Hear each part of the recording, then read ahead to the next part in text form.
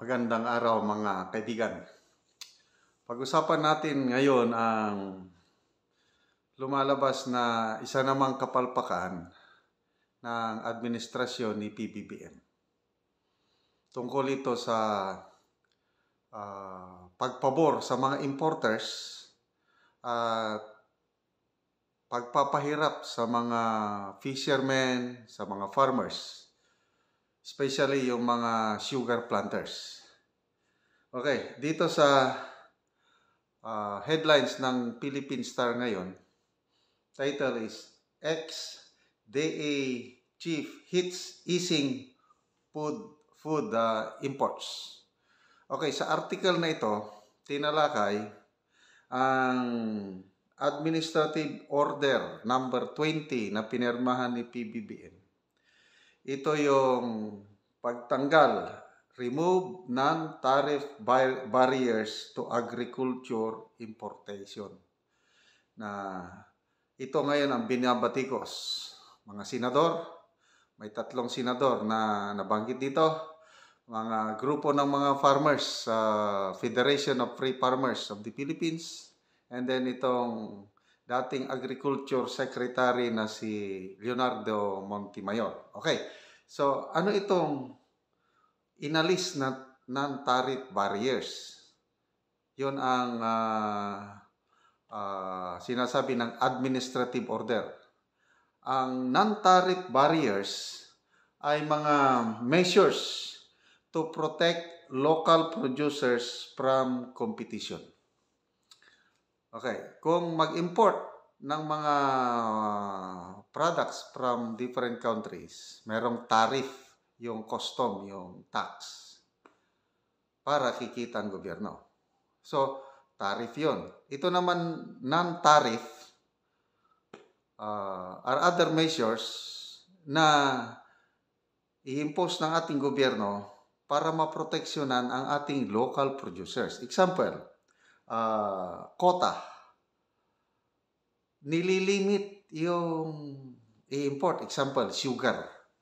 Nung bagong upo si PBBM, nagkaroon ng anomalya sa sugar importation. Daming volume na pumapasok na ang nahihirapan yung mga sugar planters natin. So, nilalagyan ng quota. Ito lang So, inaaprubahan muna ng SRA, Sugar Regulatory Administration. Yan. Hanggang dyan lang ma-import nyo. Kung ano ang approved na volume, yun lang. Ngayon, hindi na. Kasi tinanggal na ang kota-kota eh. Bahala na yung importer kung ilang volumes of sugar or isda, basta agricultural products, pwede ka nang mag-import, wala nang kota-kota. Ano pa, yung van or example, meron tayong problema, Asian swine fever. Sakit ng baboy. Example, 3 countries. Example lang ang baboy galing sa Vietnam, Cambodia, Malaysia, may sakit na Asian swine fever. So, mayroong ban. Lahat ng pork products galing sa yung 3 bansa na yon, hindi pwedeng papasok sa bansa. Ngayon, winala na yon, wala na. So, maluwag na ngayon ang importation. Ano pa? Yung standards, quality conditions. Dapat ganito ka linis o ganito may para to protect consumers. Ngayon, wala na. Hindi na kailangan magawa ng sanitary permit. Basta maluwag na ngayon ang pag-import ng agricultural products. So, ito ngayon ang binabatikos. Okay. So, itong si former Agriculture Secretary Leonardo Montemayor, nung in-interview siya ng Philippine Star, sabi niya, ito daw idea na ito, yung pagluwag, pagtanggal ng mga non-tariff barriers. Pwede nang dadagsa ang mga agricultural imports. idea daw ito ng National Economic and Development Authority na hindi kinonsulta ang other concerned agencies. Example, Department of Agriculture. Hindi daw. According to ex-Secretary Montemayor. Ito ang sabi ng ni Secretary Montemayor, ex-Secretary. It will weaken the local agricultural sector, especially fisheries and sugar. Worse, it did not undergo consultation. Based on my knowledge, the Department of Agriculture has a different position on this. Grabe. Nang dahil lang sa iyo ng advice ng economic managers, NEDA, binawaliwala ang DA. Di ba? Ang sama. Kaya, according to ex-Secretary Montemayor, yung NEDA, NEDA, National Economic, NIDA, NIDA, ano yung NI?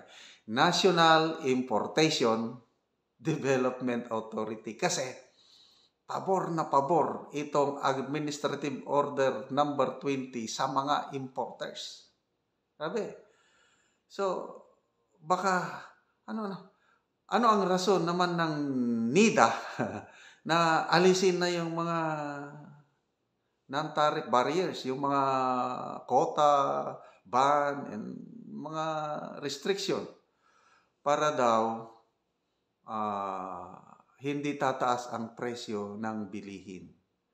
Kasi pinoproblema ng PBBM admin yung hindi niya mapigilan ang pagtaas ng presyo ng bigas, mga pagkain ba? Ito namang mga wais kunuhay na taga-NEDA, sige, tanggalin na natin yung restriction o non-tariff barriers. I-open na natin ang market para pagdating ng maraming goods, bababa ang presyo ng bilihin. Ay nako. So, marami ang umaangal dyan. Okay. Yung spokesman ng DA, si Arnel de Mesa, wala siyang maisagot tungkol dito kasi nga lumalabas sukway o hindi ito ang kagustuhan ng DA. Ang presidente nakinig sa NEDA. Para bang nangyari nung rice cup. That was last year ba yun? Nagpataw ng price ceiling ang bigas. Hindi alam ni na Finance Secretary Jokno noon at saka NEDA Secretary. Hindi sila nakonsulta. Iba ang nagbulong na magbigay ng price ceiling. So, ganito rin itong nangyayari na natutuliro ng Pangulo na kung sinong pinapakinggan wala na. Mga importers na ang makikinabang. Ano ba?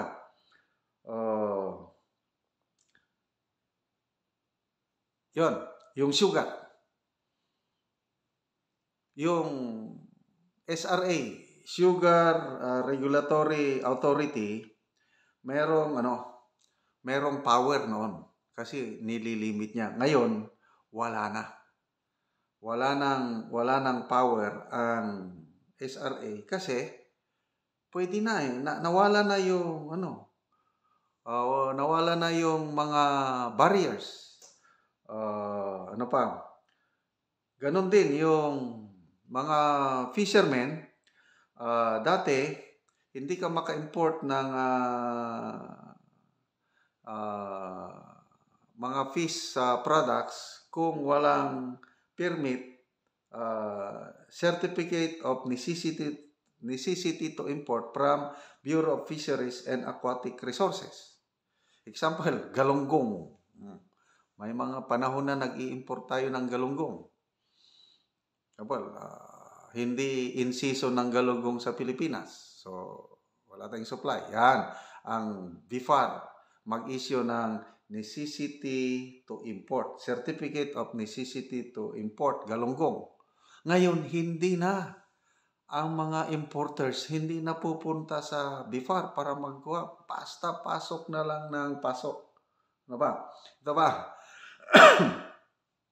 According to ex-Secretary Montemayor, itong Administrative Order 20 is labag sa Philippine Fisheries Code or Republic Act 8550 at labag din ito sa Republic Act 10659 or the Sugarcane Industry Development Act of 2015. So, ang tanong, kaya ba na ibaliwala ng isang administrative order ng isang presidente yung batas? Na ipasa na yung batas na mag-regulate sa fisheries, mag-regulate sa sugar industry. Batas na yun. Tapos, binaliwala ng isang administrative order. Yun ang tanong. Okay, so, according to ex-Secretary Montemayor, there is no guarantee na bababa ang presyo ng bigas, ang isda, ang gulay ba yan o karne, ngayon na inalis na ang mga restriction sa import. Agree ako doon. Kasi ang rason nga, bakit nagperma ng administrative order ang Pangulo? Para daw hindi mataas ang importation cost. So ang makikinabang yung importer dahil wala nang mga masyadong papeles, madali na lang, pasok ng pasok ang import. Ang mga negosyante mayan, ang negosyante, ang kita, no? Kaya, nako, delikado ito. Okay, ang mga senador. Sinong mga, itong Federation of Free Farmers of the Philippines, National Manager Raul Montemayor.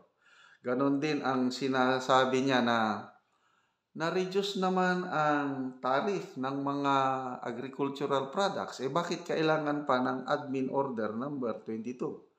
Tariffs, sabi niya, tariffs and other products are already very low. Yung buwis ba, yung tax, napakababa na.